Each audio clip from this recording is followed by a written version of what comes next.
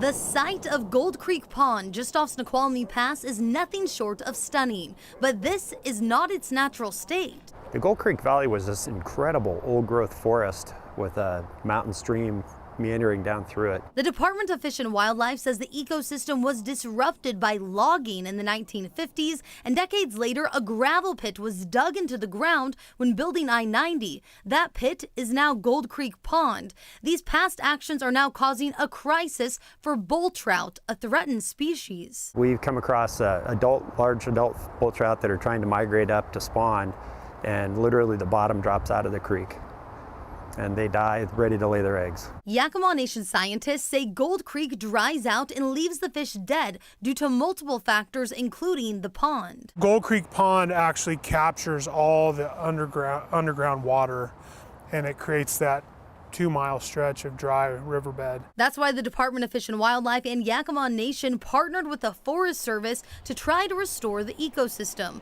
They plan to close the popular recreation area for up to 10 years in order to change the pond back into a wetland.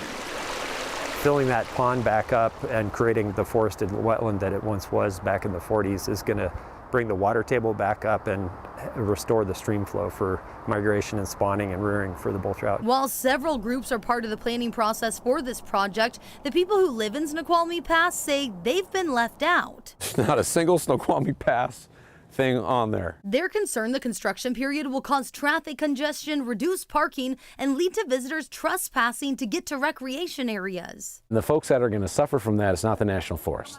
The folks that are suffering are the locals in the town of Snoqualmie Pass. Resident and Snoqualmie Pass Community Association President Josh McBride says they should have been a part of the planning process from the beginning to reduce potential collateral impacts to people who live there. What we can only interpret from their interaction with us, or lack thereof, is that they don't want to deal with us. They don't want to engage in those mitigation plans. They don't want to spend the money. The Forest Service says in 2020 it got input during the scoping process, and then in April of this year held a community meeting to inform residents about the plan. I asked about the impacts to public safety, and I was told that they are not taking public comment on this meeting tonight, and that somebody would reach back out to me.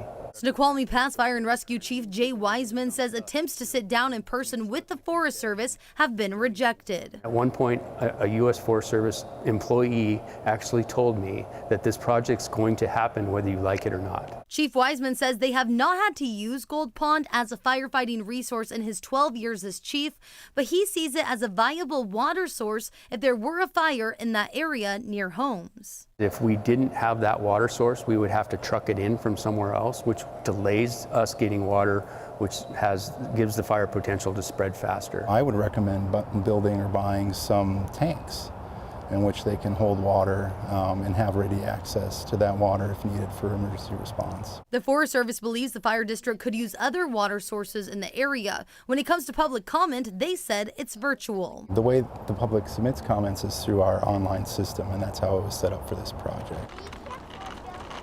While some community members feel their input and alternate ideas have not been acknowledged, the Forest Service says it has adjusted some plans as a result of public input, like now trying to allow some recreation during the restoration period. If there's a year where there is no construction and we feel like we can allow people in safely, we will have the opportunity to consider that. When asked about including mitigation plans to help any possible community impacts, the Forest Service said that is not the focus, but they would try to educate and spread awareness to visitors. The purpose of this project is bull trout, and really only bull trout.